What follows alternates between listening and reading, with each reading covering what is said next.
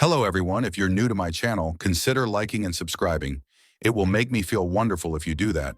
Thanks. By the way, I also have another Naruto and Luffy fanfiction channel. If you are interested, link is in the description. Second Chance by MaskedPyro. What would you do if you died and were given a second chance to live?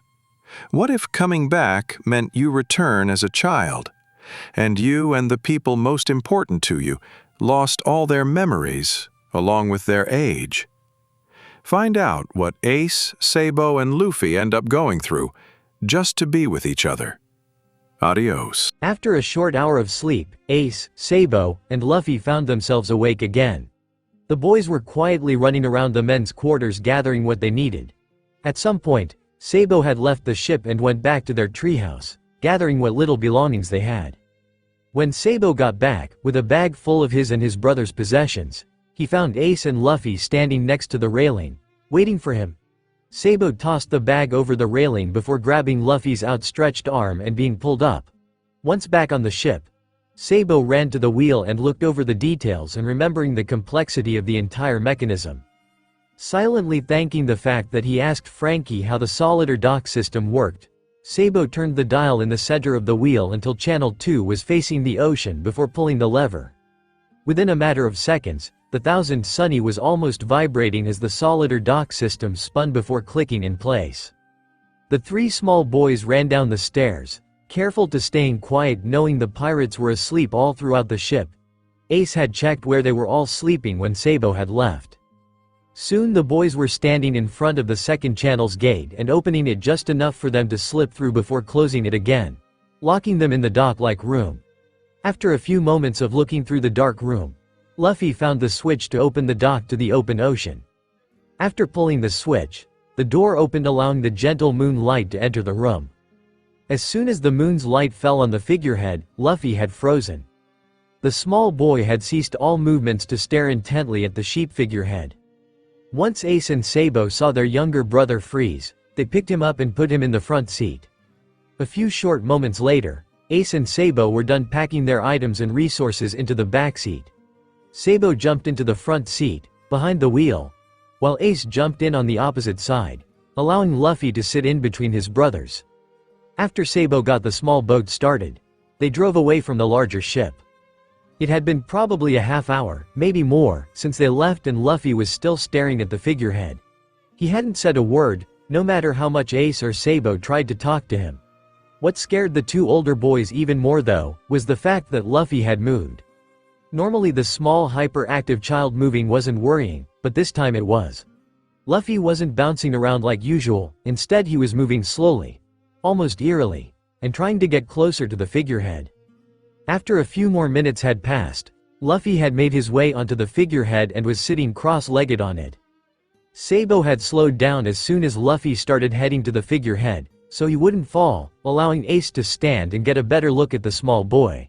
He looked like he knew that was his spot, like he had always sat there, and was smiling with a certain fondness in his eyes.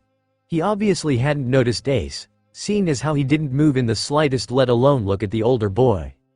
Ace looked back to Sabo, worry in his and the other boy's eyes. They had never seen the boy so quiet and unmoving for so long. It was almost terrifying. After a few more moments of their unspoken conversation, Ace turned back to Luffy. "Oi Lu, are you okay?" Ace questioned slowly and quietly. Luffy jumped at the sudden sound before looking at Ace. Almost immediately, the small boy looked away towards the ocean again, with fear, pain, and worry in his eyes. As soon as he looked at Ace, he saw the grown 20-year-old with a bloody hole in his chest. It was still a terrifying image that he never wanted to see again. Instead of a verbal answer, Luffy nodded his head slowly. The look in the small boy's eyes didn't go unnoticed. Quickly, Ace started panicking on the inside, but remained calm in his outer appearance. He needed to be strong for his littlest brother. "Luffy, if something's bothering you, you can talk to us. You know that, right?" Ace questioned. The only answer the 10-year-old received was a small nod from the young boy. Luffy didn't even turn his head, instead he kept his eyes to the water and the back of his head to his brother. Instinctively, Ace reached forward and put his hand on Luffy's shoulder. Ace was shocked when he felt his younger brother flinch before freezing, then shaking lightly. Why was Luffy so terrified of him all of a sudden? Then it hit him. "Luffy, that nightmare is still bothering you, isn't it?" Ace asked quietly, causing Sabo to look at him with slight shock and Luffy to flinch. Ace sighed. "It's exactly as I just said. A nightmare and nothing more. Sabo is fine. I'm fine. We're still alive and aren't dying anytime soon," Ace said with a comforting tone. Slowly Luffy turned around and looked at Ace before his eyes shut again due to fear. After a few moments, he started forcing his eyes open again. Luffy focused on what Ace said. He was right. It was just a nightmare. He had to stop being such a cry-baby and grow up. When his eyes opened again, Luffy saw his usual 10-year-old brother looking at him with worried eyes. Immediately, Luffy jumped down and hugged his older brother. Ace was a little surprised but hugged back and smiled. At least the younger was calming down. Seeing his little brother ease up and hug the oldest of the three brothers, even smile from what he could see, made Sabo happy and smile as well. "Ace, Sabo," Luffy whispered. "What is it?" Sabo asked quietly. "Promise me you two will never die," Luffy said quietly, his voice trembling slightly. "I promise," Sabo said with a small smile. "Ace?" Luffy whispered questioningly as he looked up to the older. "I promise," Ace said with a smirk. There was a silent moment as Ace and Luffy sat back down on the chair. Since he didn't have to worry about the boy falling into the water anymore, Sabo sped up and kept going in whatever direction he was driving them. It didn't matter where they went as long as they weren't near any of those insane people. XXX. It had been about a month since Ace and Oyaji had died and everyone was still upset. Most tried to hide it, others didn't do so well. The only thing that helped cheer them up was the fact that their near-dead brother was still alive. Somehow Thatch had lived through Teach's attempt on his life. Although he was bedridden the entire time, even during the war, he hated it. His brothers and sisters were dying and he wasn't allowed to leave his bed. After he heard the outcome of the war, he had locked himself in his room for a week. Oyaji was gone. Ace was gone. His brothers and sisters were gone. And he wasn't allowed to do anything. For an entire week, the only thing Thatch could think about were what ifs. What if he was able to fight? What if he had healed faster? What if Ace knew he was alive? What if he was able to avoid Teach's attack? What if Teach didn't betray them? What if he never found that damn devil fruit? There were so many questions and results that ran through his mind in that week that were still bothering him weeks later. Thatch sighed. He really hated the night shift. It was so quiet and dark. Just like his room during that week. It gave him far too much time to think of things he didn't want to think of, let alone have answered. He closed his eyes but soon opened them again. "Oh yeah," Thatch whispered to himself. Every time he closed his eyes for longer than a simple blink, he would see the smiling face of either Ace, Oyaji, or his other past siblings. It was true torture. Thatch leaned back in the crow's nest and stared at the sky and the millions of stars but focused on a group of stars that seemed brighter than the others. He smiled slightly at the memory that came to him. A few months ago, while on a random island he didn't care to recall the name of, he had passed some people talking about the stars and past loved ones. Apparently every star is the soul of a person who had died, but the ones that are brighter than any of the other stars equal closest to you. The brighter the star, the more important to you they were. When a star fell, that meant the soul was being given another chance at life and were returning to Earth. With nothing better to do, Thatch decided to try and figure out which star belonged to who. When he got it right, the star seemed to twinkle a little more as if telling him he was right, causing him to smile. The one that was easiest to tell was Oyaji. It was the biggest and brightest, only second to the moon itself. He stared at it with a small smile. He could almost see Oyaji grinning back at him.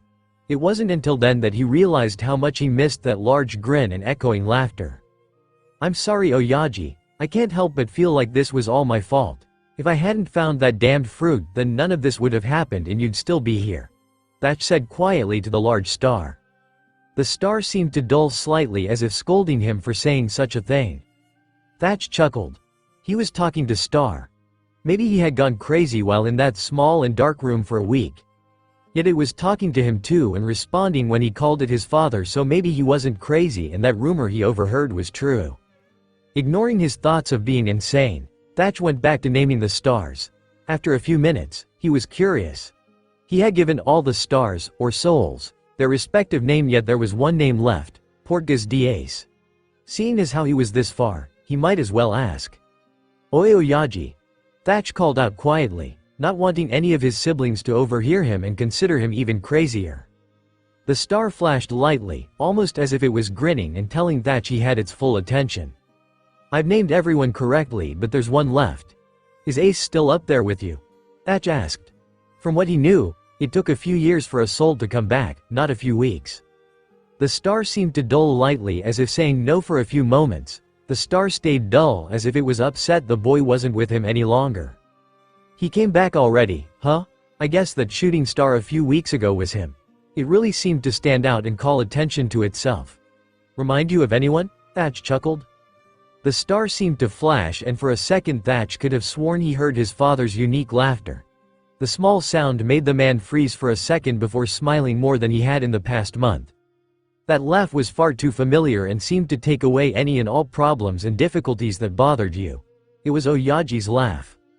Thatch's thoughts were stopped when he saw the star brighten and flash more. He thought he even saw it move slightly, as if trying to point something out. Thatch looked in the direction he thought Oyaji was pointing out and saw a small boat heading towards them. It was a strange boat, to say the least. It looked like a boat you would use to go to land and grab whatever supplies you needed. The fact that it had what looked like a sheep figurehead on it didn't help. After a moment of focusing on it, Thatch realized it was going pretty fast and headed straight for them. Thatch picked up his mini Den Mushi and called Marco up. Hey, wake up. There's something I think you should see. Usually it wouldn't be that important and he could stop it on his own, but he was still healing.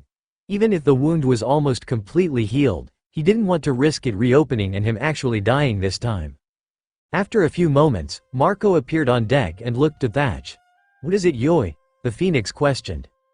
There's a small boat heading towards us pretty fast and it doesn't look like it intends to turn anytime soon, Thatch said, his eyes never leaving the boat.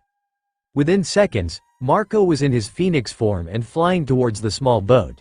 He flew over it to catch a glimpse of who was driving it, but was shocked to see 3 children fighting. One was yelling at a smaller one for some reason while the younger hid their face under a straw hat. Why did it look familiar? Then there was the third child trying to calm down the first. None of them seemed to be paying attention to where the boat was headed. Quickly, Marco made up a plan. He dove down towards the small boat, turning into his human form a few feet above the boat and taking control, slowing it down before it came to a complete halt next to the massive ship. Once he figured it was safe, he turned to face the 3 children. The 2 older-looking boys seemed to try and hide the smaller, while the smaller seemed to just stare at him with pure and innocent eyes that seemed to hold more knowledge than they should. He knew those eyes and that hat, even the scar under the left eye, but where had he seen them before? After a few moments of trying to remember who he was thinking of, Marco felt a pair of eyes glaring intensely at him. The feeling was almost nostalgic. But why? His answer came when he looked at the other raven-haired boy. He had the same freckles, the same skin tone, the same wavy black hair that always seemed to fall where it wanted, and the look in the boy's eyes was exactly like back then. The boy was exactly like Ace in every sense. Even the glare and need to protect the ones he cared for. But that wasn't right. Ace died over a month ago, and yet this boy looked to be around 10 years old. Who are you? The Ace look-alike questioned. He even had the same voice, except higher pitched, the same strength in his voice, and the same attitude. What was with this kid? Marco. He stated simply. How did you get here? A boy in a top hat asked curiously yet still serious. You were about to ram into my ship. I prefer not to let you, my crew, or my ship get injured, Yoi, Marco explained. Your ship? The top hat boy asked before looking ahead of their boat and almost sweat dropping. How did I miss that? The boy asked, more to himself than anyone else. Marco, again, felt like he was being stared at, although this time it wasn't a glare and just a curious stare. Marco looked to the smaller, straw hat-wearing boy who was staring at him with wide eyes filled with curiosity, excitement, and wonder. The small boy was far different from the 2 in front of him. While the 2 older boys seemed overprotective and cautious, the small boy seemed excited about everything and didn't seem to worry about a thing. Again, Who was this kid reminding him of? How did you do that? The small boy asked curiously. What are you talking about, Yui? Marco asked. You were flying and looked like a bird on fire except blue instead of orange. How'd you do that? The child asked. I ate a devil fruit, Yui. Marco said. Really? That's so cool. So did I, the boy said before stretching his cheek further than it should. I ate the gum fruit. I'm a rubber man. Didn't Ace's kid brother eat that fruit? What was with these kids? First there's a kid that looks and acts exactly like Ace, and now there's a kid that acts, looks, and has the same abilities as that Luffy kid? What in the world was happening? Idiot! The two older boys shouted in unison as they punched the smaller boy in the head. You aren't supposed to tell other people. You don't know what they would do to you. The top hat boy said, worry evident in his tone. But he has a devil fruit too. I don't get why it has to be so much of a secret, the small boy stated. The top hat boy sighed. You're hopeless, he's right, Yui. Some people would do horrible things to you if they knew you were a devil fruit user. You need to be more secretive about it, Yui, Marco stated. Why do you care? The ace lookalike questioned, still glaring at Marco. He reminds me of someone I promised to protect. I'd, also, rather not see a child be harmed, Yui, Marco said. The smallest boy just stared at Marco before smiling a grin that seemed to split his face in half. I like you, Pineapple, the straw hat wearer said. Pineapple? The two older boys questioned. Yeah. His head looks like a pineapple, the boy stated, causing the two older to look at Marco curiously. After a few moments of Focaring boy was having a hard time holding back his laughter. At least he was attempting to be polite, it wasn't working though. Marco looked at the ace lookalike, wondering what he would say, or do. You do look like a pineapple, that's stupid. The ace lookalike stated, crossing his arms in front of his chest. Marco sighed. My name is Marco. Marco, please call me by my name and nothing else. Why can't I call you Pineapple? The small boy asked innocently, causing the top hat wearer to let out a small, muffled laugh. Yeah, Pineapple. Why can't the kid call you that? A voice said from above, causing all four to look up only to see a grinning redhead. Who are you? Do you know Pineapple? The straw hat wearer asked the redhead. I'm Thatch. Pineapple is my friend, practically my brother. The man, Thatch, said with a grin and slight chuckle. I said not to call me that, Yui, Marco said with closed eyes as his eyebrow twitched. Come on, Marco, Thatch teased. It can't be helped, it's what you look like after all. Marco sighed. Just throw down the rope ladder already. Sure thing, Pineapple, Thatch chuckled as he walked away. Marco nearly growled. That name was almost as annoying as the groups of pirates that thought they had a chance at beating his family in a fight. Almost. And yet, everywhere he went, someone called him by that name. As soon as Marco's internal monologue, of how annoying the nickname was, came to an end, Thatch had lowered the rope ladder right next to him. Climb up, Marco said. What? The ace lookalike questioned. Climb up. You three are kids and need to sleep. I'm sure you would rather have a bed than try and get some sleep on a small boat that could easily be overturned, Yui, Marco explained. He's right. I'd rather not wake up in the water, the top hat wearer said, worry obvious in his eyes but not for the thought of drowning. The ace lookalike sighed in defeat. Fine. Hurry up then, Thatch shouted from above. Immediately a small hand was on the railing, causing Thatch to be confused. He looked carefully at the hand, then the arm it was connected to and to the tiny straw hat wearing boy down below. How did he? Oh yeah. Devil fruit. Soon he saw the two older boys grab onto the smaller boy just before they were launched into the air and onto the deck of the Moby. Soon after he saw Marco fly up and gracefully land on the deck next to Thatch. Why did you make me bring the rope ladder if you knew they wouldn't use it? Thatch asked, slightly annoyed. Didn't know, Yui, Marco said before walking over to the boys. Bullshit. Thatch thought as he pulled the rope ladder back up, rolling it up as it was raised. Hey, we said our names, how about you say yours? Thatch commented as he pulled up the last of the ladder. I'm Luffy, the straw hat wearer shouted happily. Sabo. The top hat wearer stated. The ace lookalike didn't say a word. Instead he just crossed his arms and huffed. Ignore him. He doesn't get along with many people. He's our brother, Ace, Sabo stated. So Luffy and Ace are complete opposites while you're the midway point? Thatch asked after putting away the rope ladder and walking over to the boys. Basically, Sabo stated. Mind if I ask how old you three are? Thatch questioned. Not a problem.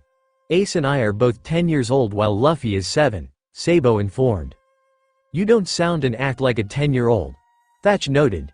And that Luffy kid, his eyes hold more knowledge than a 7-year-old ever should. His eyes show more than some of the people on this ship. Growing up on an island where you have to fend for yourself while living with nobody but these two and mountain bandits causes you to grow up faster than normal. Sabo explained. The fact that I'm a noble helps as well, but he doesn't need to know that. Interesting. I'd like to hear more about this island, but let's save that for later. Follow me. I know where you can stay for the night. Thatch said. You go to sleep, Marco. You need it as well. With that said, Marco nodded and headed back to his room. Shortly after, Thatch started heading in the opposite direction. As they started walking down a hall, the three boys noticed signs next to each door. Eventually they stopped at a door. Ace looked at the sign, attempting to read it but only catching half of what it said before Thatch flipped it over. 2nd Division Commander. What was that supposed to mean? This room is currently unoccupied. The three of you can use it. If you have any questions or need any help then I'll be on deck, Thatch said. I have a question, Luffy said. And that would be? Thatch pressed on. Are you the 4th Division Commander? Luffy asked. Yeah, how do you know? Thatch questioned curiously. Luffy pointed at a sign that was a little ways down the hall. You said your name was Thatch and that sign says, 4th Division Commander Thatch. I wanted to make sure I got it right. If you aren't on deck, then would we be able to find you in there? Ace and Sabo were stunned. Something had to be wrong with their little brother if he was actually paying attention and piecing things together that fast. Thatch nodded. But you don't have to worry about it. I have night shift for the rest of the night so I'll be on deck or in the crow's nest. Anything else? Yeah, why are there division commanders? Luffy questioned. What was going on? Luffy may be smart but he never shows it and he never asked decent questions. Every question he usually would ask had nothing to do with the situation and more about food or adventure. Did Luffy even know he was asking these things and did he even know he was paying attention? Our crew is so big it's just easier to put everyone into divisions. Also most divisions have their own jobs. Like my division. Yeah we fight but most of the 4th Division is made up of chefs. Then there's also scouting parties, shipwrights, doctors, etc. Each division has their part and they accept it with pride, Thatch informed. With that said, Luffy nodded. One more question, if you don't mind. It's slightly more personal. Go ahead, Thatch said. He liked the kid's curiosity. Why are you working the night shift when you're in so much pain? Luffy asked, completely serious. But you know what they say. Curiosity killed the cat. Thatch thought to himself. What are you talking about? He asked. You're in pain. When you were leaning over the rail to talk to us and Marco, you were trying not to show it but I saw it in your eyes. Your back is wounded. An attack, right? No normal injury would cause that much pain to show in someone's eyes. Although there was another pain I saw. When you lose a loved one. I felt it twice now. I know your pain, Thatch. Luffy stated, eyes focused on Thatch and holding more knowledge than before. Oi Lu, are you okay? And what do you mean you felt his pain twice? Sabo questioned with worry. Luffy merely turned to face the door of the 2nd Division Commander's room, opening the door slowly. Just before stepping in the room Luffy turned his head to face Thatch again. I've asked the same questions you have. All the what-ifs. Luffy looked at the ground, hair shadowing his eyes. They all ended horribly. Nothing would have changed. The only way there was hope for a change was if you went back a few years. Luffy said before walking into the room and closing the door behind him, never lifting his head. After a few moments of shock, Ace and Sabo came out of their stupors and ran into the room to find their little brother in the bed, with his back to the door, hugging a pillow tightly. The boys stepped closer to ask their younger brother a few questions, but it was useless. The small child was fast asleep with thin streaks of tears falling down the sides of his face. Something was happening to their little brother, and they had to find out. When the sun came up, most of the crew had woken up and started their usual morning routine. It took not even 10 minutes for them to get the feeling something was wrong and started searching the whole ship. After a few minutes, most of them met up on deck. "Anyone find anything?" Usopp asked. "Nothing seemed to be off," Brook stated. "No," Frankie cried from below deck.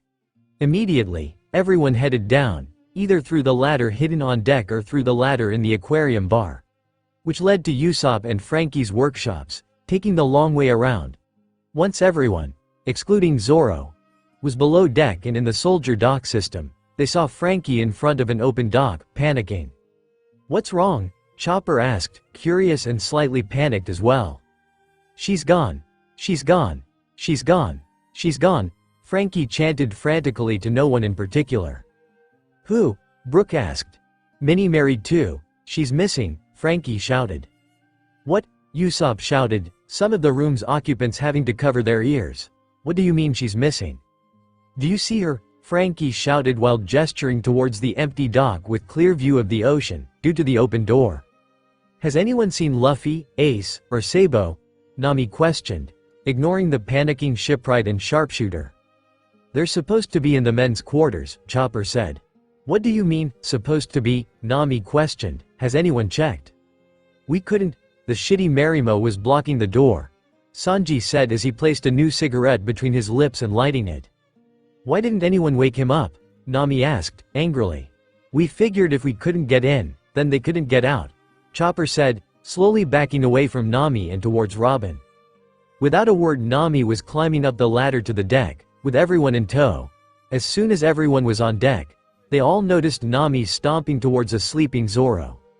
Within a matter of seconds, Nami was yelling at Zoro before punching him in the head. "Ow! What the hell?" Zoro yelled while holding the now forming bump on his head. "Move!" Nami yelled before pushing the swordsman out of the way. As soon as Zoro was out of the way, Nami opened the door and walked in. Not even a minute later, everyone heard Nami panicking. Within seconds, the whole crew was inside the room. "They're gone!" Nami yelled as soon as everyone came in. "You don't think they left the ship, do you?" Chopper asked. "They had to. That's the only reasonable explanation as to why they aren't here and why Minnie Mary too is gone," Nami shouted angrily, causing Usopp and Frankie to whimper and Chopper to hide behind Robin. "But how would they have gotten out?" Zoro-san was blocking the door, Robin questioned. "No, I wasn't," Zoro stated, his arms crossed over his chest. "Yes, you were. Why do you think we had to move you, shitty Marimo?" Sanji huffed. "What was that dartboard brow?" Zoro shouted. "Please explain, Zoro-san," Robin said calmly. "I fell asleep against the wall. I was near the door but not in front of it," Zoro explained. "Then how'd you get in front of the door?" Usopp asked. "Don't know," Zoro said bluntly. "Che, shitty Marimo," Sanji muttered past his cigarette. "What did you say, Arrow Cook?" Zoro yelled. "Now isn't the time," Nami shouted. "They were really strong. Maybe they moved him," Chopper suggested. "They're kids," Nami stated. "Kids who grew up to be monsters," Usopp reminded. "Still, they're 7 and 10-year-olds. It took them 10 years to get that strong," Nami protested with annoyance. "Maybe not," Chopper stated, his head down a little and resting on his hoof in thought. "I saw a few large skeletons within a mile or so of their treehouse. The smell on the bones was also covering the treehouse. Also, I noticed a lot of animals trying to avoid them in the treehouse. Didn't you think it was strange how we didn't see any animals after we got within a mile of their house?" Nami and Usopp were shocked and speechless. They couldn't believe what they were hearing. It didn't help that their memories chose that exact moment to remind them of the stories the boys, mainly Luffy, had told them. The story of how they beat the Tiger Lord, standing out the most. "They really were monsters," Nami and Usopp muttered in unison. XXX Marco had just woken up from a very confusing dream. Ace had come back to life but as a 10-year-old and Straw Hat was with him as a 7-year-old, along with another boy they called their brother. The boy looked nothing like the other two but was the same age as Ace. But it was nothing more than a dream. He was happy to be awake with his family and crew. Once again, he found himself wondering about his family. Marco had been their brother but was now captain due to the death of Oyaji. Did his position make him their father now? He thought of this a lot. More than he cared to admit actually. He knew he couldn't replace Oyaji, but was he still a brother or more now? He didn't mind staying a brother. He was just curious but didn't want to ask, fearing someone would take it the wrong way and be angry at him. "Oi, Marco," a voice called out, pulling Marco from his thoughts. "What is it, Izo, yoi?" Marco questioned the Okama. "I've been calling out to you for the last 3 minutes. You still not awake?" Izo asked. "Sorry, Yoi. I was thinking about something and must have spaced out," Marco apologized. "Whatever. As I was trying to ask before, why is the sign in front of Ace's room flipped over?" Izo asked curiously, some sadness in his eyes and voice when mentioning their past brother. "It's flipped over?" Marco asked, Izo nodding in response. "I didn't know, Yoi. Thatch had watch last night, maybe you should." Marco's voice faded off. "Marco? Marco? You there? Great," Izo sighed. "I'll be right back, Yoi," Marco said before leaving his brother and heading to the 2nd Division commander's room. Just as Izo had said, the sign was flipped over. The name against the wall and hiding from all who looked at it. Maybe Thatch had flipped it so the boys and Ace look-alike didn't see it. No, it was a dream, it didn't happen, Marco thought to himself, slowing his thoughts and saddening towards the end. Maybe it was a second chance though. They couldn't save their brother before, but now they were given the chance to fix their mistake and maybe even raise the boy. But was he really their brother brought back or just some kid? And if he was their brother, would he remember them? Would he remember his own death? Only one way to find out. Slowly, Marco reached towards the door and turned the handle, opening the door. He slowly looked into the dark room and noticed everything was the exact same as when the owner of the room was still with them. A sense of sorrow washed over him before he saw something, in the corner of his eye, move. He looked over towards the movement and found himself looking at the bed and the 2 small boys under the sheets. He was confused as to where the smallest boy had been and why the pillow wasn't on the bed. "Hi," a high-pitched voice whispered from next to the doorframe. Marco looked down to his right, where the voice had come from, and saw Luffy hugging the pillow close to him. At least he knew where the kid was and why the other 2 weren't using the pillow. He kneeled down to Luffy's eye level and looked the boy over. He seemed to have been out of bed for a while now, seeing as how awake he was. "Hi. Luffy, correct?" Marco questioned. "Yup," Luffy said with a smile. "Marco, right?" Marco nodded, causing Luffy to smile more. The kid had remembered his name correctly. According to what Ace had said about when he and his kid brother were younger, Luffy almost always forgot names and usually called them by some stupid nickname. Only people the kid considered trustworthy or a friend were called by their real name. Marco couldn't help but smile, even if it was a small one.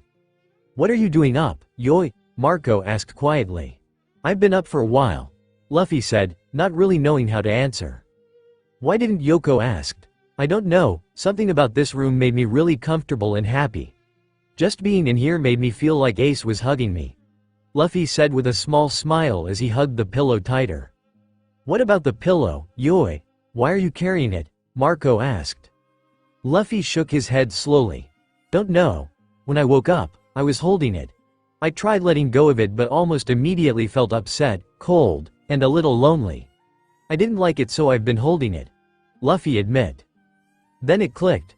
This was Mugiwara no Luffy, the real Monkey D. Luffy. From what Marco had heard Ace saying about the boy, the kid had great instincts and was almost possessive of any signs of life when he was lonely or upset. A part of the kid had somehow figured out it was Ace's pillow he was holding and most likely thought if he let go of the pillow, he would lose his brother again. From what Marco knew, nobody other than the crew and Ace's brother was that close to him. This had to be the kid that risked his life to save their brother, he was almost positive. "Luffy," Marco began quietly, "do you mind telling me your full name?" Luffy looked at Marco curiously before replying. "Monkey D. Luffy. Why do you ask?" "What about Ace? What's his full name, Yoi?" Marco asked, ignoring Luffy's question. Luffy pouted, since he didn't get his answer, and looked at the ground. A few seconds later, Luffy looked up and at Marco. "I'm not allowed to tell. It's a secret. Plus Ace said if I told anyone, then he would hurt me." Luffy muttered the last part to himself, but Marco still heard. "What does he usually go by, Yoi?" Marco asked, practically rephrasing his earlier question. Luffy sounded as he thought carefully. "I think I heard him say, Portgas de Ace, once." Why? Marco was shocked, but didn't show it. So the boy really was Ace and the kid next to him really was Mugiwara. All that was left were two questions. Who was this Sabo kid he'd never heard of, and how were the famous D brothers kids again? Hey, Luffy whispered, trying not to wake his brothers. What, Yoi? Marco asked, finally acknowledging the boy. Why did you want to know mine and Ace's names? Luffy asked, silently hoping he would actually get an answer this time. I used to have friends named Ace and Luffy, knowing the grand line. I thought they were turned into kids, Marco said. Well, he had gotten somewhat of an answer, but he didn't like it. Luffy quickly noticed the man in front of him was starting to sound like the people his brothers claimed as insane. Luffy didn't want that. For one reason or another, Luffy liked Marco, Thatch, and the warm feeling he got from the ship. He didn't want to leave them like he did the others. And Luffy pressed on, hoping Marco would save himself. Your first names are the same, Yoi. But that's it. Now that I think about it, you don't even act the same. The dark hair is the only thing that makes you look alike, Yoi. Marco explained. From what Marco could gather, Ace and Luffy were brought back, in Ace's case, and turned into children with no memories. With no memories meant no remembrance of the war or anything bad that may have happened to them. In other words, pure innocence, a fresh start, and a second chance at a life they couldn't achieve before. Why destroy that with the truth? Oh, Luffy sounded before thinking to himself, good, he isn't one of those crazy people. Luffy let a small smile pass over his lips again, causing Marco to be curious again. Luffy noticed this and thought over if he should tell his new friend. He had claimed the man as trustworthy, but was he trusting the man more than he should? Marco seemed like the quiet and trusting type, from what Luffy's instincts told him. He didn't know why, but he felt like he knew Marco more than he actually did. Nay, Marco, Luffy questioned slowly and quietly. What is it, Yoi? Marco asked, curious and slightly suspicious. Can you keep a secret? Luffy asked shyly. Marco silently wondered why the boy would ask but nodded anyways. Good. Don't tell Ace I said any of this, okay? He isn't very trusting and is even worse lately, Luffy said. Alright, but why doesn't he trust people, Yoi? Marco asked. Luffy was quiet for a few moments before speaking. We woke up a few weeks ago on the Grand Line on a weird guy's ship. He kept saying Ace was dead, Sabo didn't exist, and I was 17 and a pirate captain. Some others have said the same. Ace and Sabo have been calling people like them insane and we had to leave. I don't want to leave another ship and more friends. Ace and Sabo are worried you're like them. Luffy admitted, burying his face in the pillow towards the end. So people have been telling them, I guess it's a good thing the boys have been ignoring it all, Marco thought to himself. It makes sense. If someone didn't look too closely and only heard your first names, then it would be an easy mistake, Yoi, Marco said. You're not like them, right? Luffy asked, looking Marco in the eyes with large owlish eyes filled with worry. Well, as far as I know, I'm not insane, so I would say I'm not like them, Yoi, Marco said with a small smile. Yay, Luffy said excitedly before hugging Marco, almost dropping the pillow. Shish. Marco sounded. We don't need your brothers waking up because of us. How about we go get some breakfast, Yoi? What about Ace and Sabo? Luffy asked. We'll bring them back something to eat, or we can send someone to get them, Yoi, Marco suggested.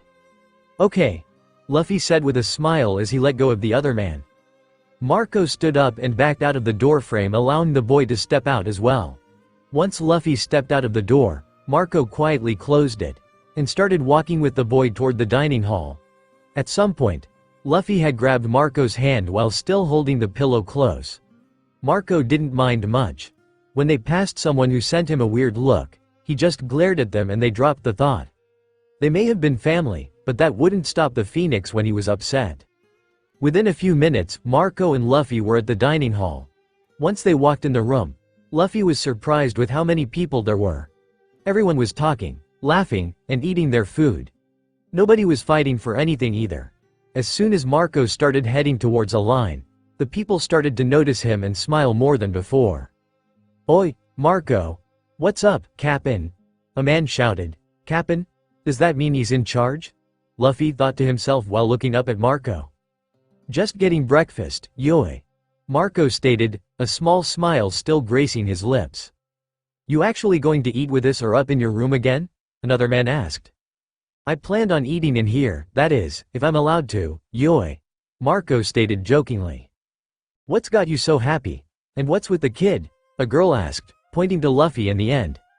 Everyone finally noticed Luffy, after the girl pointed him out. They were all wondering why he was hugging a pillow that was almost bigger than him, and when he got on the ship. Then another thing stood out. Marco was holding the kid's hand. Everyone had to fight the urge to either smile or chuckle.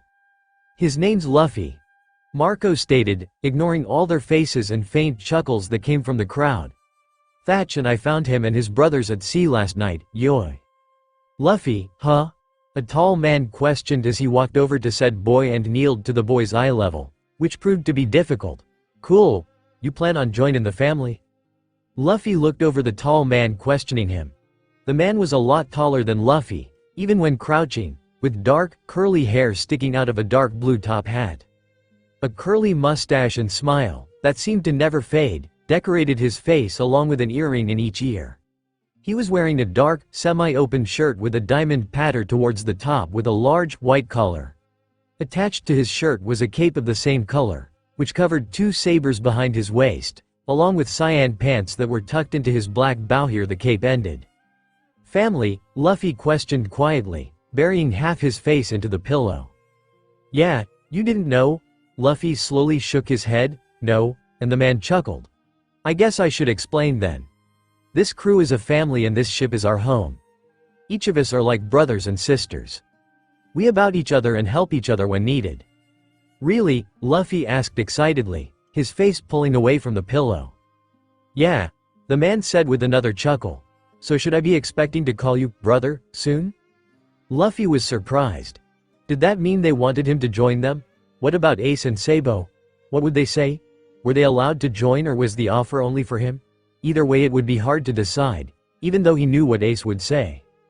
Vista. Marco said, almost like a warning. Sorry, I just got excited. Vista said to Marco before turning back to Luffy. I don't really expect an answer. Without a word, Luffy nodded in understanding as he hugged the pillow closer.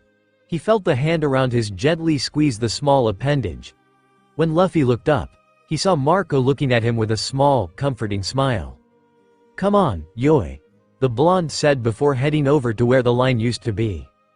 After a few moments, Marco was holding 2 trays of food in his hand, his other hand holding Luffy's. They had walked over to an empty table and quietly ate their food. Neither minded the silence at their table, in fact they liked it. Marco didn't know what to talk about and neither did Luffy. The small boy actually took it as a chance to listen to their stories, funny comments, which he had chuckled at a few times, and their simple laughter. It had all made Luffy smile a little more. They really were like what he imagined a family would be like. There was that word again. Family, he didn't really know what it was. Luffy didn't know his mother or father. He only knew his grandfather who constantly left him with either Makino or Deiden. But now he had Ace and Sabo, he had brothers. Even though they weren't related, it still counted, right? Is that what they meant? Were these people brothers and sisters by bond like him and his brothers? Or were they just a bunch of random people who thought it was just a word they could use without reason? After a few more minutes of listening to the people, seeing how close and happy they were, and seeing how they acted, Luffy couldn't help but smile. They acted like him, Ace, and Sabo. If that's what a true family was, then he was proud to have one and happy to see this many people with such close bonds. What are you smiling about, yoi? Marco asked, bringing Luffy away from his thoughts. Nothing. Just the thought of this many people being this close and caring so much for each other make me happy, I guess. Luffy explained. Well said. A voice said from behind Luffy. The small boy turned around and smiled. Thatch, he called out with excitement. Luffy. 2 high-pitched voices said dangerously from next to Thatch, causing said boy to get nervous. Morning, Luffy stuttered with something akin to fear. Mind explaining to us why you weren't in the room when we woke up? Sabo questioned as Ace glared at Luffy. The small boy looked down into the pillow, avoiding eye contact. I was awake for a while and was waiting for you guys to wake up. After a while I started getting hungry and a while after that Marco came in. Luffy explained. About how long do you think you were awake? Thatch asked. Probably an hour or so, maybe more, Luffy stated, holding the pillow closer to him. Sabo sighed. Luffy, we need to talk. Alone. The young blonde said, emphasizing the word alone towards the adults. Without a word, Luffy nodded, jumped down from his spot at the table, and left the room. The room's occupants watched as the boy left, then looked at the other children in the room, only to be glared at by a very annoyed Ace. Even if it belonged to a child, that glare was deadly. Immediately, everyone went back to doing what they were doing before and attempted to ignore the aura in the room. That aura was far too familiar. Everyone had felt it at least once, especially when it came to Thatch messing with their favorite fire user. As soon as the boys left the room, everyone turned to Marco and Thatch. Every last one of them silently asking the same question. Care to explain? Vista voiced for everyone else. There isn't much, Yui. Marco began. They woke up a few weeks ago on the Grand Line and have been running away from whoever says they're Fire Fist and Straw Hat. Some even went so far as to say one never existed. That's why, from this moment on, no one is to speak of Fire Fist or Straw Hat. From now on, we know nothing about either of them, Yui. You're insane. You want us to forget about our own brother and his brother? Someone among the crowd shouted. If we make any comparisons, then they'll leave. Do you want them to leave and we never meet them again? Or do you want to not mention the past and instead create a better future for those boys, Yui? Marco questioned. Everyone was shocked at first but slowly understood. They didn't want their brother to leave them again. XXX. Once Ace and Sabo were outside, they saw their younger brother sitting against the railing. He was holding the pillow so tightly in his grasp that they couldn't help but ease up. What's going on, Lou? Ace asked calmly as he walked over to the small boy, soon followed by Sabo. Luffy hummed curiously before looking at his brothers and the worry in their eyes. You've been freezing up, spacing out, and when you finally come to you aren't yourself. Are you okay? Sabo questioned. I've been doing that. I didn't know, Luffy said quietly before hiding his face in the pillow. Luffy, do you remember what you said before we went to sleep last night? Sabo asked. Luffy shook his head, no, before burying his face into the pillow. You were serious. You told Thatch you could see the pain in his eyes and recognized it as something you would feel after losing a loved one. You said you've felt that pain twice now. What aren't you telling us? Ace questioned, slowly getting more and more annoyed. Luffy didn't say anything, only tightened his hold on the pillow, hiding his face more. Luffy. Sabo called out with worry, only to get no reply. Luffy. Ace called out with more stern of a tone than Sabo. Luffy. Ace called, sounding angrier. Luffy. Ace shouted, still getting no reaction. God damn it, Luffy. Answer me. Ace shouted, grabbing the pillow and stealing it from his little brother who was most likely crying. When the pillow was pulled away, Luffy wasn't crying. His straw hat was covering his eyes but no tears were visible. Luffy was completely frozen again. He didn't move and for a moment, it looked like he stopped breathing. Lou? Sabo questioned but was cut off when Luffy suddenly stood. Luffy's head was down with his hat shadowing his eyes still. His hands slowly balling up into fists then unclenching. After a few seconds, Luffy started to reach for the pillow only to have Ace move it away from the younger. Give it back, Luffy muttered. Answer my question, Ace said. Give it back. Luffy said, slightly louder. Why do you even want it? It's just a stupid pillow, Ace snapped. Give it back. Luffy shouted before grabbing Ace's shirt, flipping the older boy so he was face down on the deck, and pinned him with his knee in the center of Ace's back. Ace was completely shocked. Slowly he turned his head and looked at the younger and supposed to be weaker brother. The boy was sending a death glare towards Ace. If the glare really was meant to scare him, then it was doing a damn good job. Luffy looked absolutely furious. Give it back. Luffy growled through his teeth. Slowly and unconsciously, Ace was letting go of the pillow that had somehow managed to stay in his grasp. As soon as the pillow was out of his hand, Luffy got off, grabbed the pillow, and sat in the same spot and position as before. Luffy? Sabo shock, his voice barely a whisper. What? Luffy questioned, his young voice sounding more mature and forceful. How? What? Why? Sabo questioned, unable to form a full sentence. When Luffy looked up at him, Sabo froze. Those eyes weren't Luffy's. Luffy was innocent, carefree, irresponsible, and always happy. Those eyes though, they were the complete opposite. They were filled with the knowledge of someone who's lost everything. They were overflowing with maturity, strength, responsibility, ferocity, anger, and, above all, sadness.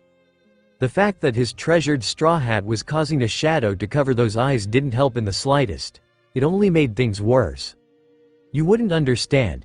You've never lost anyone, but when you do, you'll find out that even the smallest trace of them is important. Luffy explained, his voice overflowing with hidden knowledge. Even his eyes didn't show. Sabo stared at the boy in complete and utter shock. Again, the younger boy had said he had lost someone. But who, and what did that have to do with the pillow? Huh? Luffy sounded with his usual voice. Sabo? What's wrong? And why is Ace on the ground? Luffy questioned with worry. Luffy was back to normal. For now. No one knew how long it would be until the boy would have another fit. Ace and Sabo both hoped they could figure out what was happening to their little brother before it happened again. It had been about 10 minutes since the three brothers had left the room and Marco told the crew not to say a word of Fire Fist. Everyone had gone back to eating after their shock had worn off. Some were still fuming about not being able to mention their past brother while most had just gone back to whatever they were talking about. But for a few, they were worried about the boys. Some were starting to think the boys were planning on leaving them. Others were thinking the boys had a lot to talk about. Hey, Thatch said from across from Marco. What do you think's taking them so long? They probably have a lot to talk about, Yoi.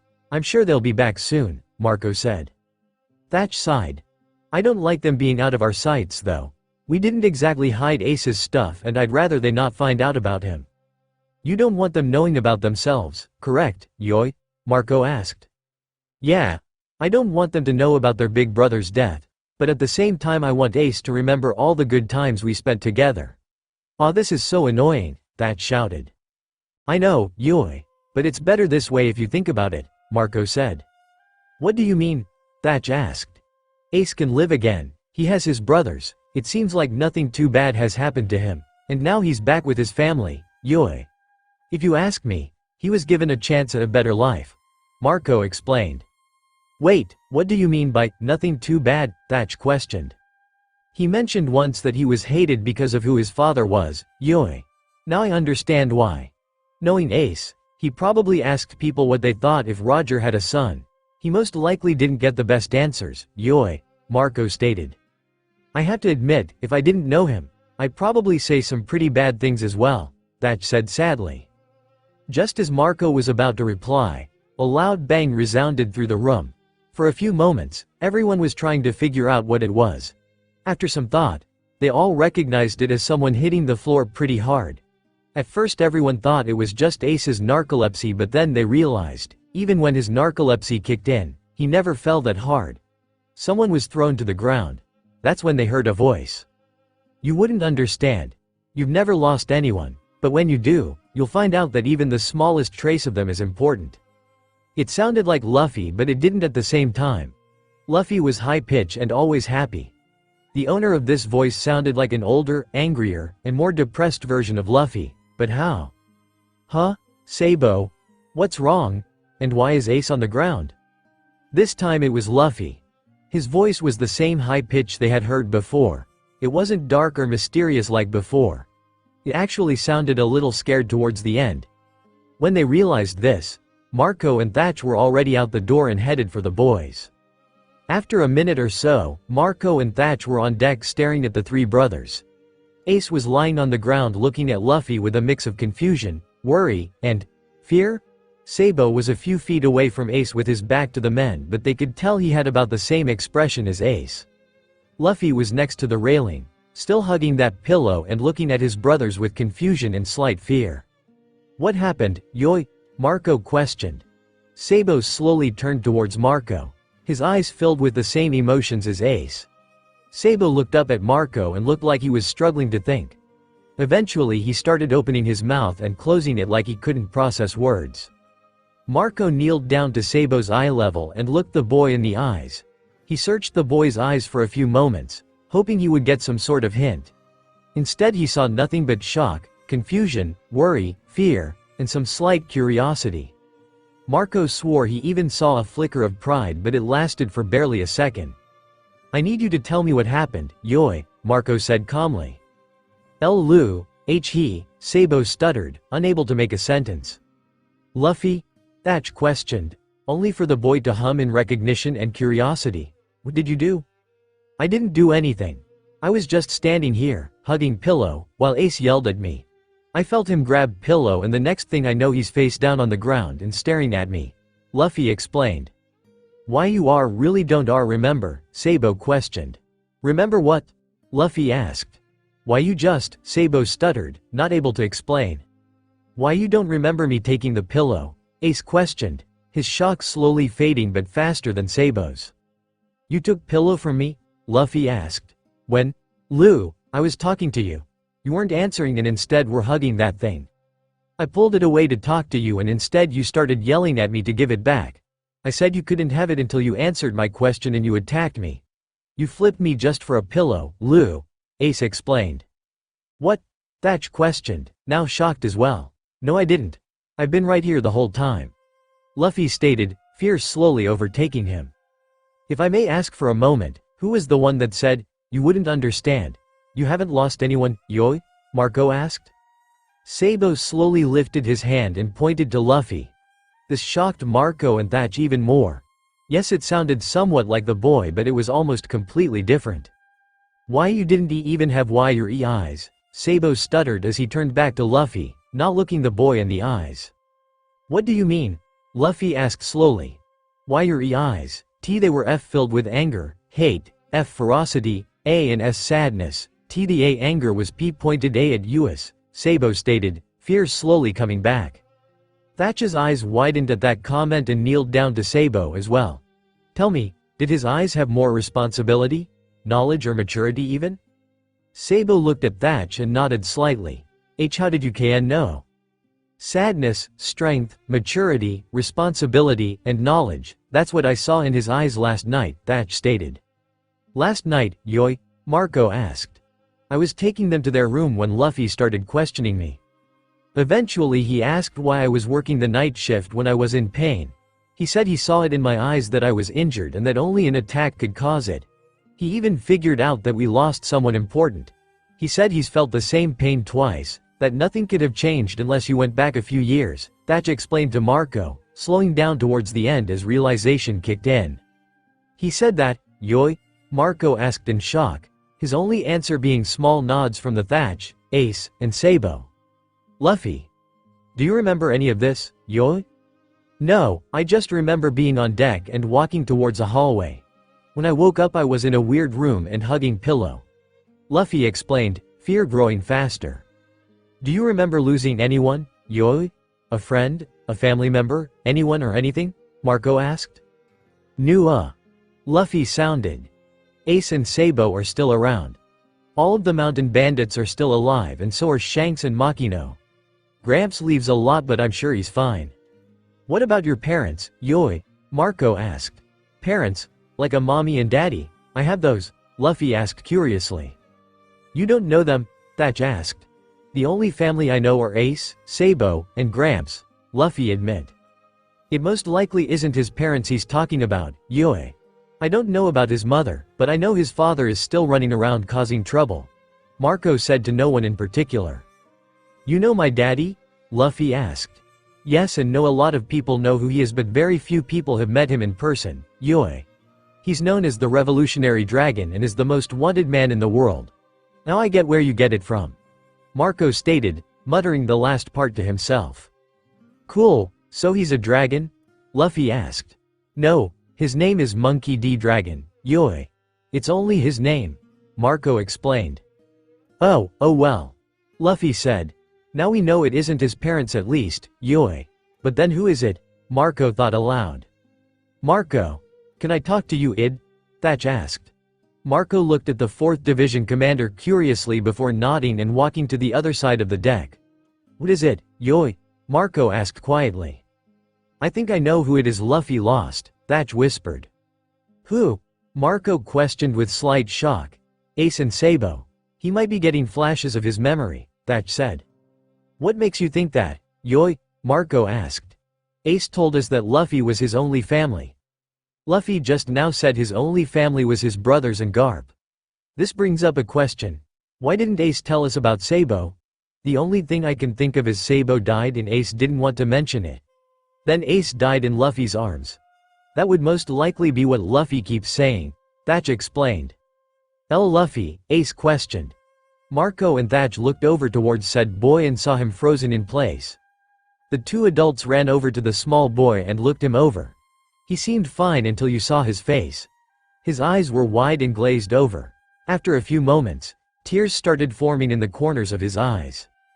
Luffy, Thatch called out. Said boy only lowered his head before speaking. You're right. What? Marco questioned. What you said? You're right. Sabo died when he was 10 after being shot by a celestial dragon and Ace died in my arms after protecting me from a kainu, Luffy said in a slightly watery and shaky voice before drops of water fell from his cheeks and onto the deck. What? Thatch and Marco questioned in unison while Ace and Sabo stayed quiet but still shocked. What are you talking about, Luffy? They're right here, Yui. Marco said while Ace slowly stood and started walking over to his younger brother. Marco, Luffy called out, his voice shakier than before. You'll protect us, right? You, Thatch, Vista and everyone else? You won't let them die again, right? Luffy looked up at Marco with watery, pleading eyes. Marco was slightly taken aback. Had Luffy remembered what they wanted to hide? If so, how? Marco didn't know what to say so he just nodded. Luffy showed a small smile as his tears continued to fall. I don't want to lose them again. I can't live without my brothers, Luffy said quietly. Luffy, how many times do we have to tell you? It was just a nightmare. It wasn't real. Ace said as he stood next to his younger brother and put his hand on the boy's shoulder. But it felt so real. Ace, I don't want you or Sabo to die. Luffy shouted as he hugged his older brother and cried harder. After a few moments of shock, Sabo ran over to his brothers and hugged them with Luffy in between them. Marco and Thatch looked at each other in confusion. Had the boy dreamt about it, or was he remembering? XXX It had been about a week since Luffy's fit. During that time, the three brothers met nearly every one of the crew and made some kind of connection. Everyone was used to Luffy running around with Ace and Sabo chasing him down, either for fun or because the youngest did something he shouldn't have. Everyone liked them so much, they even went so far as to replace the 2nd Division commander sign for a sign with their names. The crew had said it was because they liked the boys, which was true, but the main and untold reason was because they didn't want to answer any questions as to why Ace's full name was on the door already. Earlier in the day, they landed on an island and bought the boys some clothes, some furniture, and random stuff they said they would die without. Everyone laughed when they saw how badly Luffy wanted a shirt that said, Anchor, on it. Many were surprised as to the fact that Sabo had wanted books. Normally that wouldn't surprise you, but the level these books were at was almost scary. Most of the crew couldn't understand half of what the books were talking about, but a 10-year-old understood with ease. Hell, he even called a few of them children's stories. Easy to say, some of the crew avoided him for the day due to the fact that they thought he was crazy. Ace was simple though, he didn't care much about what he got. He mostly got shorts, t-shirts, a jacket or two, and a few different colored button-up shirts that he would wear over the t-shirt. However, there were a few things he found interest in. When they had passed a jewelry store, he had seen a red beaded necklace in the window. After a few minutes he had walked out wearing the necklace and a red and white striped bracelet. Everyone told him they looked good on him. The hardest thing to find for Ace, though, was a hat. When they were shopping, Sabo and Luffy had started talking about how they had hats but Ace didn't. Eventually they had found a hat shop with a very large variety. After some time, Ace had ran back with an orange cowboy hat. Marco and Thatch, who were the ones forced to go with them, looked at it and smiled fondly. It looked exactly like Fire Fist's hat minus the beads and medallions. Once they left the store, with Ace wearing his new hat, the boy had said it was too plain and needed something added to it. A few blocks away they found a craft store and Ace ran in before Marco or Thatch could even turn the corner. The only way they knew he had gone in was the fact that Sabo and Luffy were running in as well. Another few minutes passed and Ace was walking out happily with a small bag of beads, string, and medallions that Luffy had grabbed, saying they reminded him of Ace. When they got back to the ship, Sabo had taken the hat and materials from Ace so he could put it together. Many times somebody would walk by and suggest helping the small blonde, but he protested. The brothers would always say something about it being their project. After a while of hearing this, the crew realized why they didn't want help. Ace had chosen the hat, Luffy had chosen the materials, and since Sabo hadn't chosen anything, he wanted to put it all together. At dinner the three boys ran into the dining hall. Ace had been wearing brown shoes, brown shorts, a light blue shirt that had flames printed over the entire bottom and left side, along with his usual elbow guard, new necklace, new bracelet, and hat that was just finished. Luffy was wearing his sandals, blue shorts that were frayed at the bottoms, a white shirt that said, "Anchor," in red print, along with his usual straw hat which was hanging around his neck. Sabo was a bit of a surprise though. He was wearing black boots, teal shorts, a black t-shirt, and a blue button-up shirt that he left unbuttoned. It was close to his usual outfit but more casual and allowed him to still wear his favorite top hat. When everyone saw the boys run in and straight to the line for food, they all started laughing. The boys had really eased up, especially Ace. They were laughing at all sorts of things, but mostly the boys. They were either laughing due to the fact that the boys were as hyper as ever, happily wearing the clothes they earlier refused to buy, Luffy's anchor shirt, or the fact that their beloved hats were far too big. Everyone had to admit though, the boys had brought some of them closer and cheered them up. After losing so many of their brothers and sisters, along with losing their father, most of the crew started falling apart and they didn't talk or laugh as much as they used to. But then the brothers came and repaired it all in less than a week. The crew were in debt to these boys, which is why they had bought them so much stuff. For some of the crew, it was like a bride. They would buy the boys what they wanted if the boys would stay. To most of the crew though, the items were just a thanks. After the boys had gotten their food, they ran to their usual table where Marco, Thatch, Vista, Haruta, Izo, and a few others were waiting for them. They all carried a decent conversation. Many of them were glad that the boys weren't fighting over food or stealing someone else's. Thatch had changed the rules a little to where the boys got a little more food than anyone else. Some called it unfair until Thatch gave the boys the same amount as everyone else, leading in a huge fight over food. During the fight, Ma to the infirmary after trying to stop the boys from stealing food. Many people had been punched, bitten, or stabbed with a fork or knife by the three boys. Everyone knew those wounds would scar as well. Taking into consideration how horrible and unwanted another fight would be, everyone agreed that the boys needed more food. Quickly the boys realized they had more than anyone else and started easing up on how much they ate. Slowly but surely their portions started to go to the same size as everyone else's, shocking many people, especially Thatch, who believed they hated his food. It took a day to convince the man that his food was great and that the boys were just trying to be considerate of everyone else. Everyone was enjoying their meals and talking about some of their memories. Laughter echoed throughout the ship. Everyone was busy having so much fun that nobody noticed the incoming ship except for the man put on guard in the crow's nest. Everyone was laughing so much and speaking so loudly that they didn't hear him. Eventually he climbed down to the deck and ran into the dining hall. "We have trouble," he shouted above everyone. "What wrong, Yoi?" Marco questioned as everyone went silent. "Marines. It looks like Vice Admiral Garp's ship," the guard informed, worry hidden as best as possible. G. Gramps, Ace, Sabo, and Luffy questioned in unison before gulping. "You have to hide us," Ace shouted. "If he finds us, he'll take us away to be Marines." "I don't want to be a Marine. I want to be a pirate and stay here with everyone," Luffy whined. Everyone looked at the brothers and saw that Ace and Sabo felt the same as Luffy. The need to protect the boys washed over them. Without saying it directly, the boys had practically just told them they wanted to join and be part of the family. There was one thing everyone knew when it came to the Whitebeard pirates. You never mess with their family. "Thatch, Vista, Haruta. Take the boys to their room and make sure nobody goes in there until I say it's safe, Yoi. Make sure nobody sees them," Marco commanded.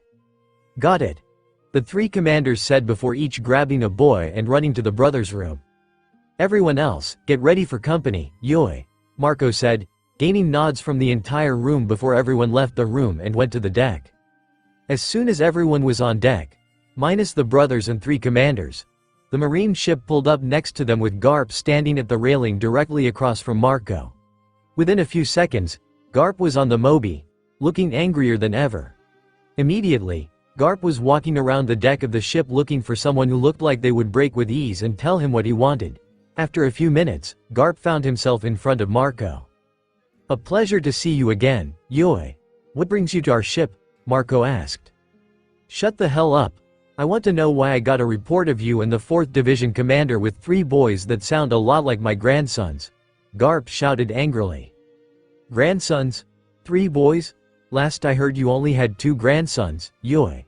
One is gone because you didn't do anything to help him, and the other I believe is either with the older or in a coma," Marco said with a glare towards the end. "Don't give me that. Tell me why you were seen with 3 boys earlier today," Garp shouted, getting angrier. "Yes, we were on an island earlier and yes, we were with 3 boys, Yui," Marco said, shocking everyone but nobody showing it. "But they aren't with us. We needed help with buying supplies and they were directing us to the shops we needed to find, Yui." "Why was I told you went to jewelry stores, hat shops, and a craft store?" Garp questioned. "After they helped us, we told them we would help them, Yui. They wanted to get some gifts for their parents," Marco stated simply.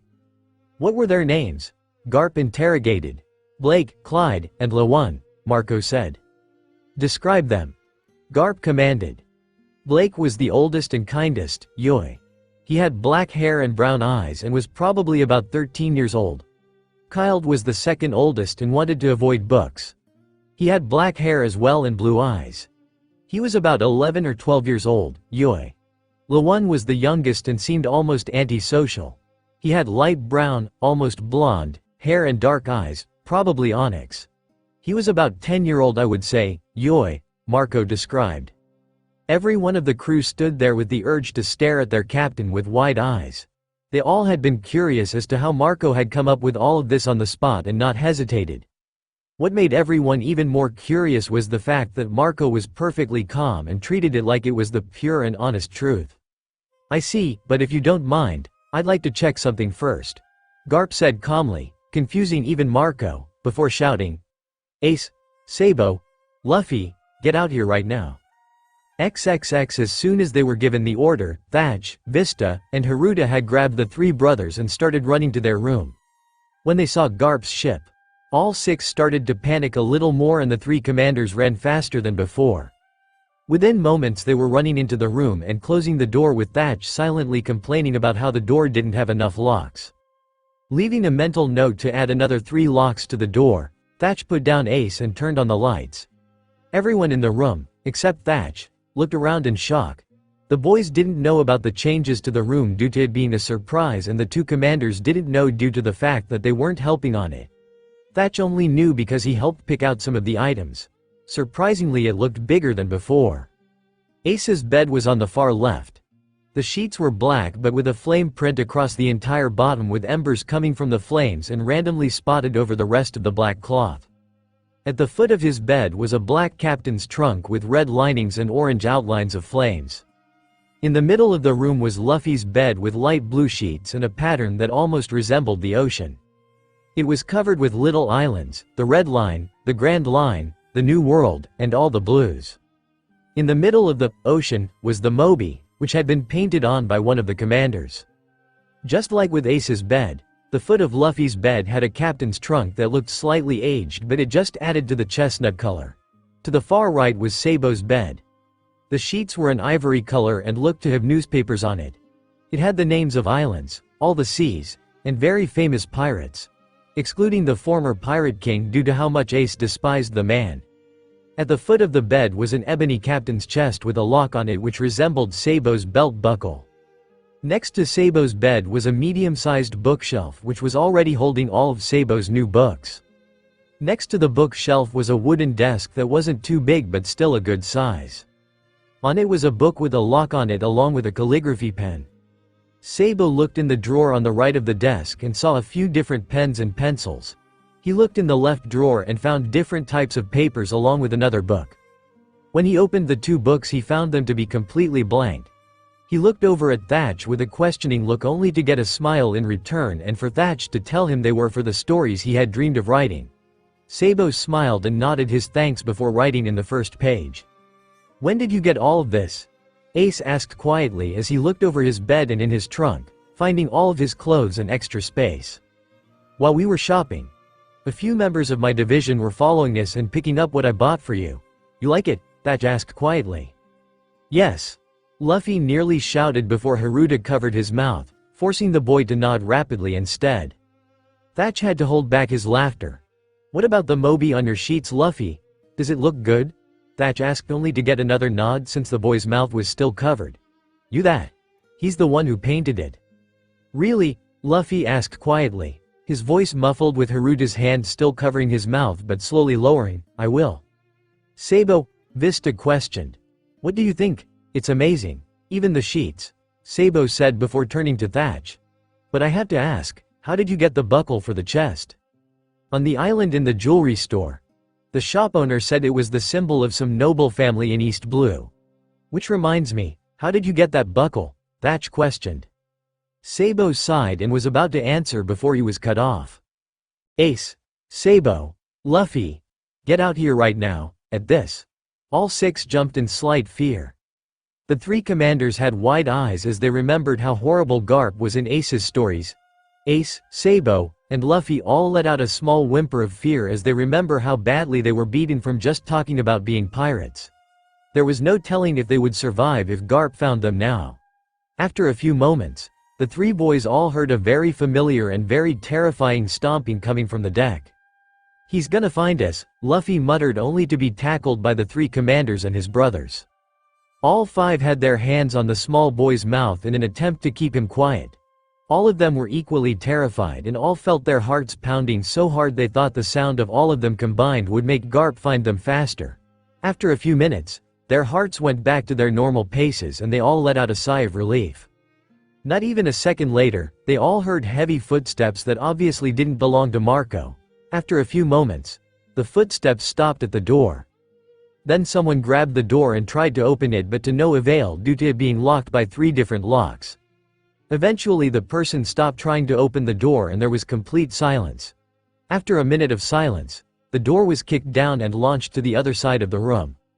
There you are, a deep voice said from behind everyone.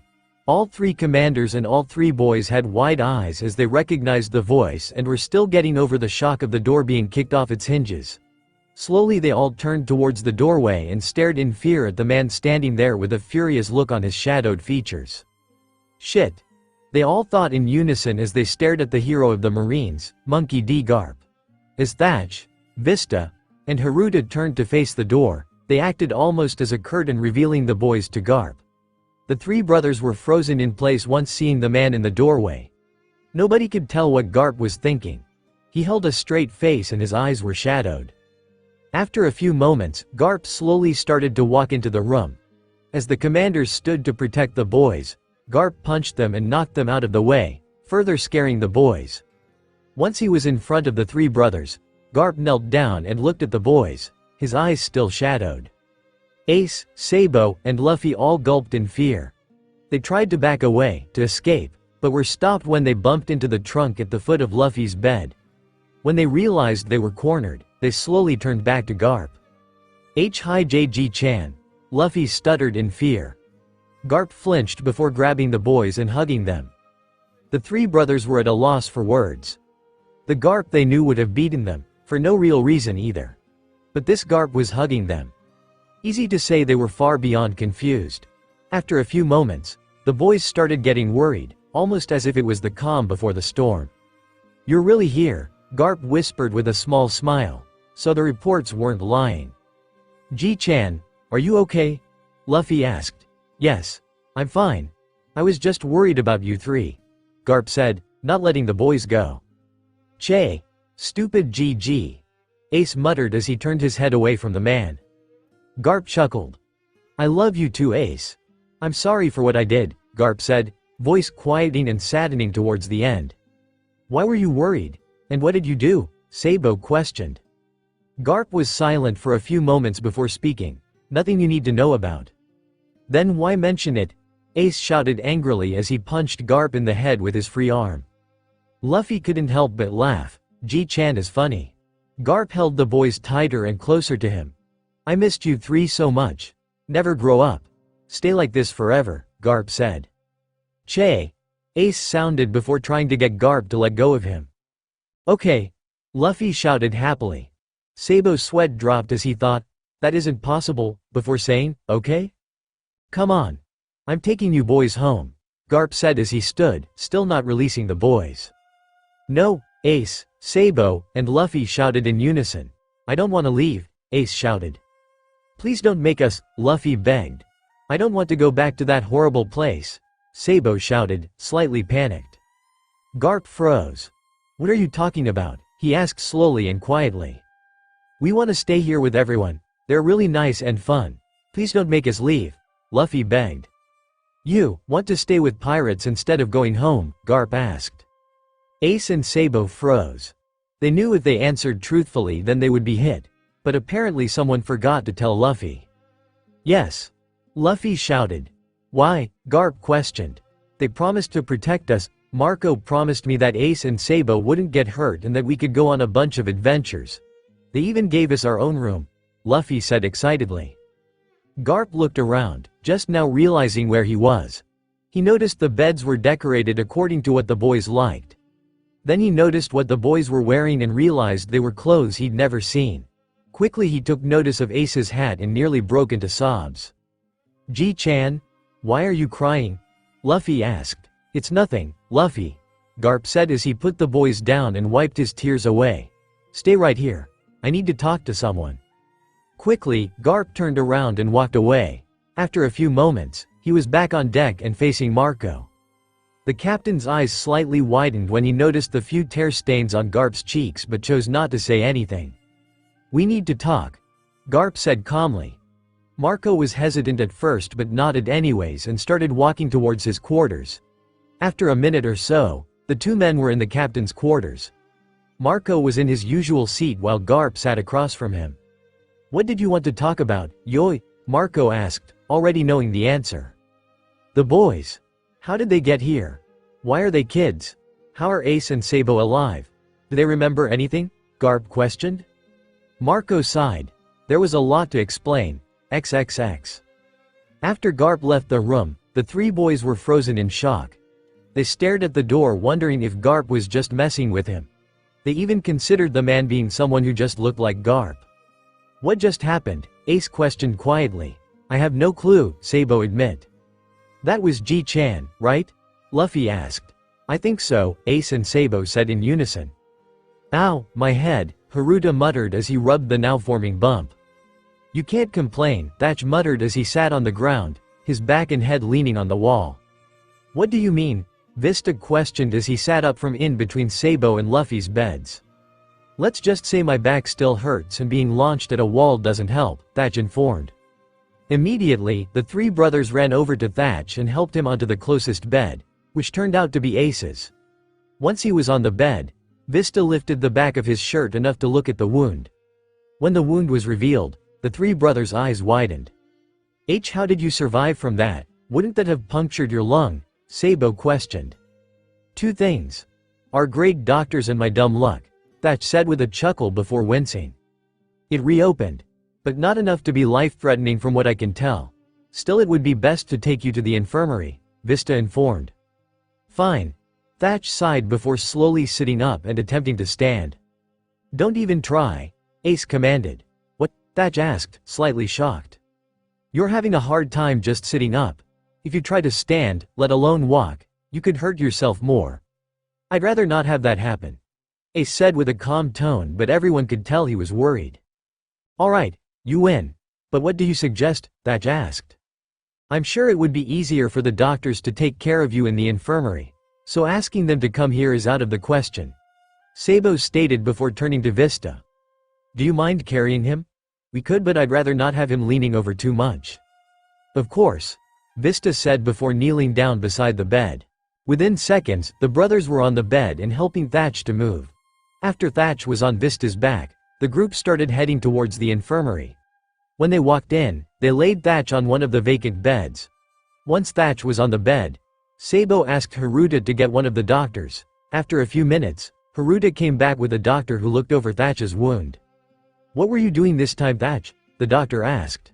Nothing, Garp punched me and chucked me at a wall. Not my fault he decided to throw me backwards into it. Thatch whined before pouting. The doctor sighed. Really, Thatch? Do you realize how much you sound like a child right now?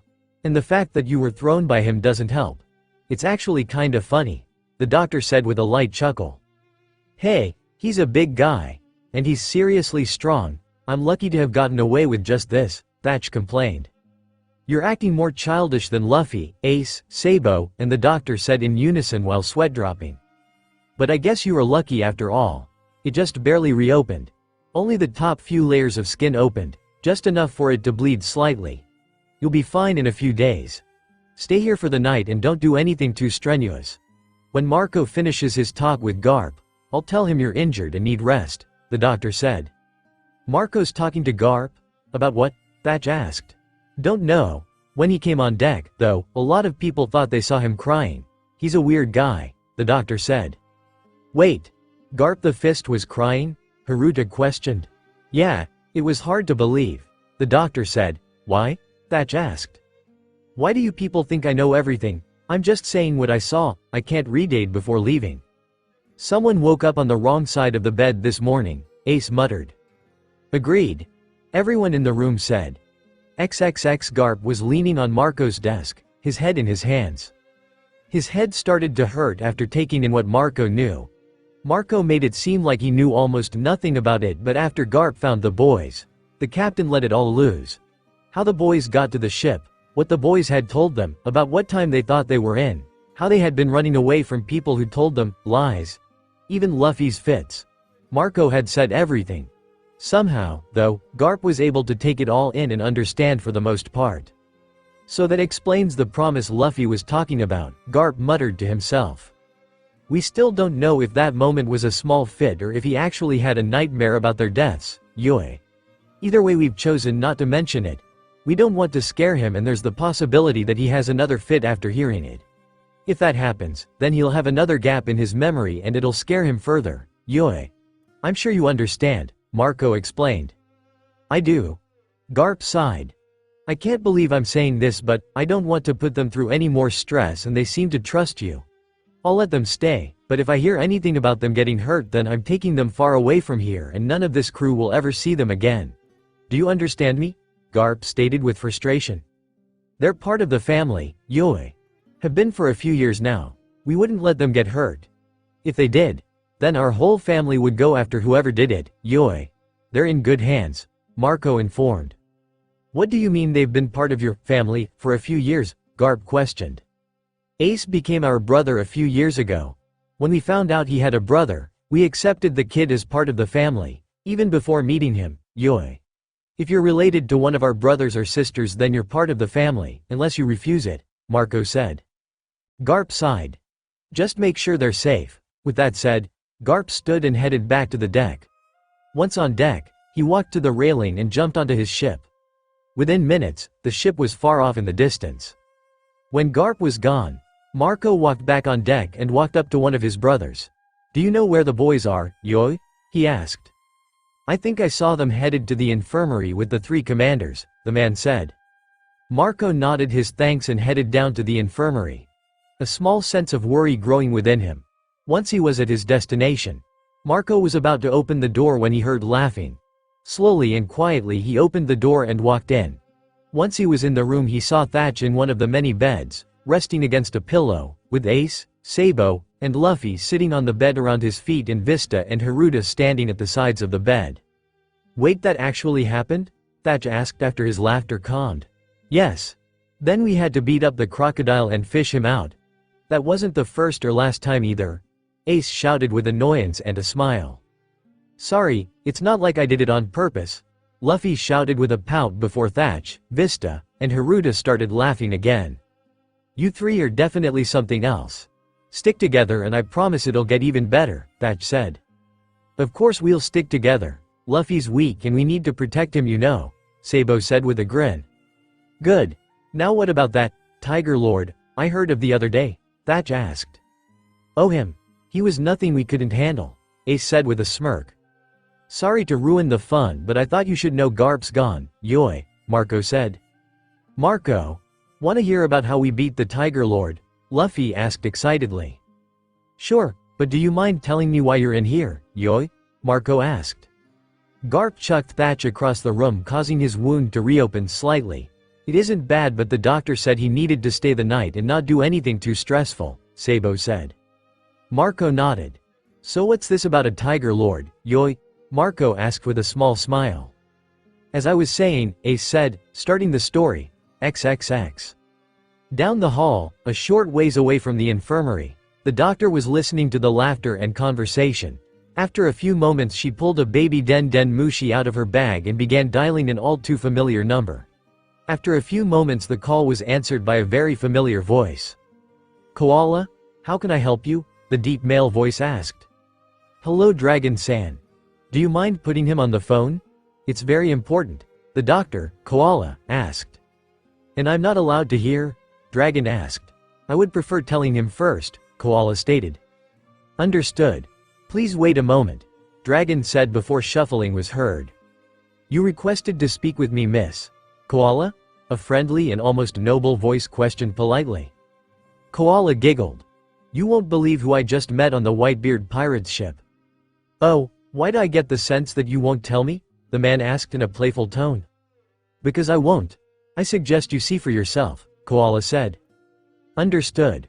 Where are you headed now?" the man questioned. "I believe we are headed towards Saikai no Shima." Koala giggled.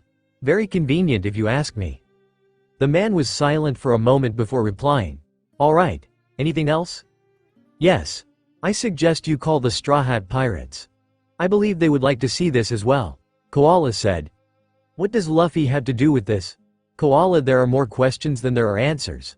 "I would like to know what's going on," the man said almost dangerously. "I would too. You'll just have to see it in person and tell me what you believe," Koala said. Before another word could be said, Koala hung up, ending any and all conversation.